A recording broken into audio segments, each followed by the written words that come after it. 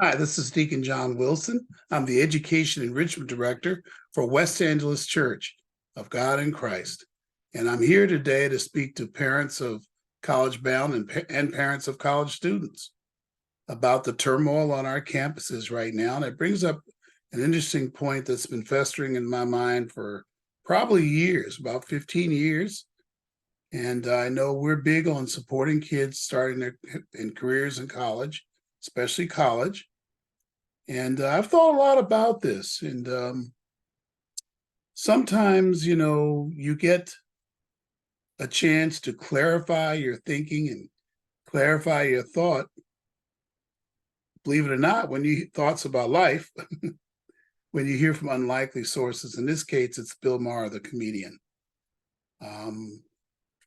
He says some things about college, I'll show you 4 minutes of the clip. It's 8 minutes long. I'll include the entire clip below. I'm going to play some selected parts of it for you. I'll play about the first 4 minutes, and then I'll play another minute or so, and I'll annotate it along the way, but it's pretty powerful. Now, the very first statement in the video, he says, don't send your kids to college, and I'm not there. And at the end of the video, I'll tell the reasons why you want to send them to college. I'll give you 3 or 4 really good reasons. But I think it does bring up the issue that our colleges, many of them, I would say most, need serious reform. Some of the things they're teaching children, liberal is one thing, but far left is another. And I'll be able to hit those points as he goes through his statements, which are pretty hard, but many of them are true. I'm particularly concerned, like he is, about what they're being taught, of what they've learned or not learned before taking a position on the vicious, demonic, I don't even call it animal anymore because that's putting down animals, killing of Israelis in their kibbutzes and basically their homes. These were not settlements on their land. That's a lie being told by the left. Shout out to Deb Philman for straightening me out on my wording in my last video. Sorry, Deb. But you know how I feel. And I am, as a man of God and a Black leader in this community, extremely, extremely down that people can't open their mouths up and condemn the October 7th attack and the killing of, now we know, over 1,400 Israelis. In their homes, in front of their children. I said I would probably describe some of the acts, but I can't. They're so bad. And they dragged away people as hostages. But we have college presidents that haven't even condemned it. And we have students that are justifying it with lies and signing things without reading them. All right, so I'm gonna share this video with you. And again, he's a little harsh, but I think there's a lot of truth that makes us think about parents. Are we getting our students ready for what they're going to see in college? Ask yourself that while you watch. Students, are you really ready spiritually for that protest you might go to or hearing about things on your campus? Draw on your values. Listen to what we're telling you in email and videos. And then to you colleges, you have a lot of soul searching to do. There's a cool video I want to share with you later where he interviews Marianne Williamson on this. It has a segment in there that you need to hear. All right, let's hear what Bill has to say. I probably should say this is Bill Maher. It's not M-A-R. It's M-A-H-E-R. He's a comedian. He has a show on HBO, I believe. And I probably should give credit for that before I share the clip. Let's take a listen. And finally, new rule as an Ivy League graduate who knows the value of a liberal education, I have one piece of advice for the youth of America. Don't go to college. So clearly I don't agree with him. But when you hear what he says later, you see why he's come to that conclusion. He's exasperated. Now, I won't say don't go to college. In fact, in this video, I'll tell you why your students should go to college. They should go affordably, though. That's hinted at in here, too. Let's continue.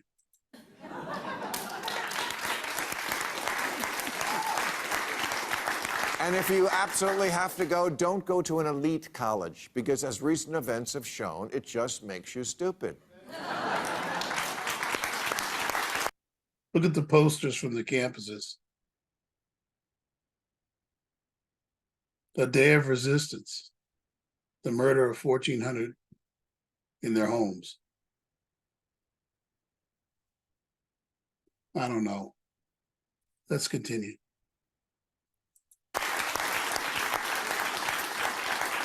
There are few, if any, positives to come out of what happened in Israel, but one of them is opening America's eyes to how higher education has become indoctrination into a stew of bad ideas, among them the simplistic notion that the world is a binary place where everyone is either an oppressor or oppressed. In the case of Israel, oppressors being babies and bubbas. The same students who will tell you that words are violence and silence is violence were very supportive when Hamas terrorists went on a rape and murder rampage worthy of the Vikings. They knew where to point the fingers at the murdered, and then it was off to ethics class. Yeah, a little rough, but you know, the suppressor oppressed crap. This is that critical race theory. This is what kids are learning on the campus. You know, I was raised, in a Black family, but there are white and Black men that played an important role in my life. And for me to pretend that white people are all oppressors is a problem. But equally harmful and silly is to say that all Black people are oppressed. My Black students are not oppressed. They're just in need of enrichment and development, love, and pastoral care. They're not oppressed. If I can say kids are oppressed, it relieves the community and me of the responsibility to develop these kids. So Bill has a point here. And it's funny how the left is okay with binary oppressor versus oppressed, but not in terms of gender, that it's not binary. That's a good point he's trying to make here. So I've heard him speak about that as well. Let's continue. Now, I recognize that a certain amount of foolishness is expected of college kids, but mixing Jägermeister and tomato juice isn't the same as siding with terrorists. 34 student groups at Harvard signed a letter that said the apartheid regime is the only one to blame, proving they don't know what constitutes apartheid. They don't know much of anything, actually. But it doesn't deter them from having an opinion. They've convinced themselves Israel is the most repressive regime in history because they have no knowledge of history, or even a desire to know it. And actual history doesn't come up in their intersectionality of politics and genderqueer identities class. I don't know where they get the idea that Israel is an apartheid country. It is not like South Africa was. It's not like the South that we had here in the 1800s, or actually when the KKK rode. This is not happening in Israel, but this is what they're learning. And we got to get our students ready to hear and know the truth. Let's continue.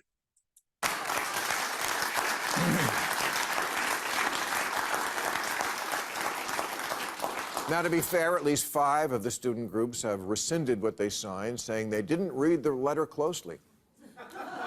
And they promised not to make that mistake again after they graduate and start running the world. Watch what you sign. But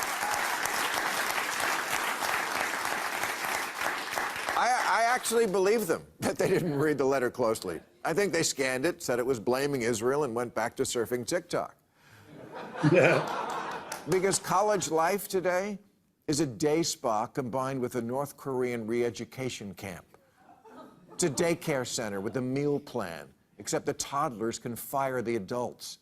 The fact that college presidents, who usually love to speak out about anything, couldn't find their voice to condemn the worst attacks in the Holocaust. There's a lot about who really controls colleges and why, if ignorance is a disease, Harvard Yard is the Wuhan wet market.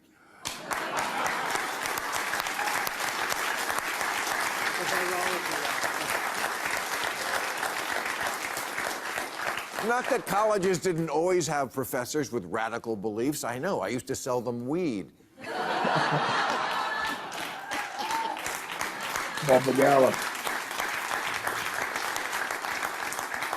But the reason why despising Israel became pretty much a requirement of the American left is colleges, elite colleges, the mouth of the river from which this and all manner of radical left, illiberal, yes, illiberal, nonsense flows.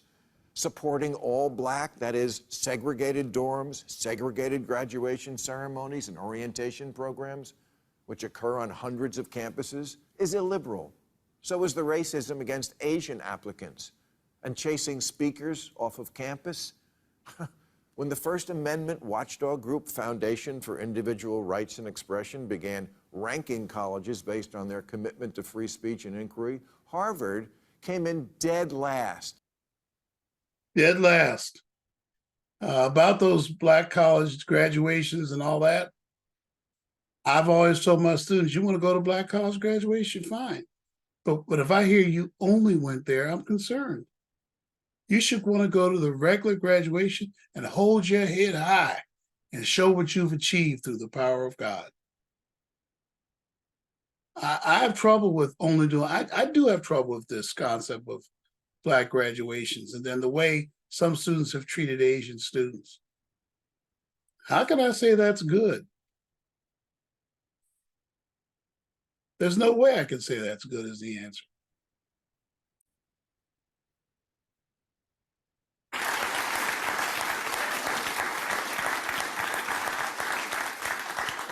John Stuart Mill wrote that he who knows only his own side of the case knows little, to which today's college students respond, he and his are cis pronouns.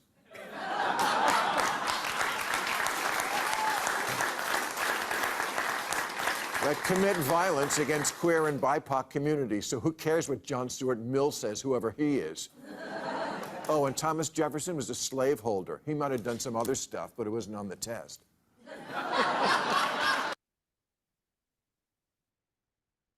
Well, anyway, you get the point. Sure, we're in favor of students going to college in West AEP affordably. Why? Especially in STEM. Number one, STEM and science is the only way to go. In certain other careers, you need to advance, you need a college degree. And I think you can make more money in general with a college degree. Number two, there are experiences you have in life that you could only have in college, I suspect. A lot of you met your spouses in college. Those are two good reasons, right? And number three, spiritually. If you believe the campus is the way it is, Bill, and I know you're not religious, you need to understand when I say I want my students there, because Jesus said in Matthew 5, you are the salt of the earth. We're here to make the earth a better place as long as we're on it. But I will admit every student shouldn't go to college. That's another whole video. And I also admit that colleges need reforming, serious reform. I mean serious. To allow some of the things I know are happening on college campuses. Many of them that your student will attend. And I know I have a no-fly list. A lot of you wonder, why do I have a list of colleges, about 20, where I don't think you should send your student. These are the most over-the-top colleges. And they're antithesis to your values. And I think I'm going to publish that list soon. Shout out to Michael Malleone. I'm going to publish the other list of my 10 favorite colleges. Got to do that. And finally, we are committed to EEP to help you to prepare your student to go away to college. It's all I'm going to be doing from January through June with this year's college-bound, more like February to June, with this year's college-bound students. That's our commitment. to the success of your student. So that's how I view what he said in the beginning about no college, but the other things he said, I don't know. It's food for thought. It makes me more concerned that am I preparing students right to be on the campus? Am I standing against colleges when they're wrong? To that end, I got a video coming up here soon about the response of our Black colleges to the October 7th massacre. This wasn't just one or two people. This is 1,400 people.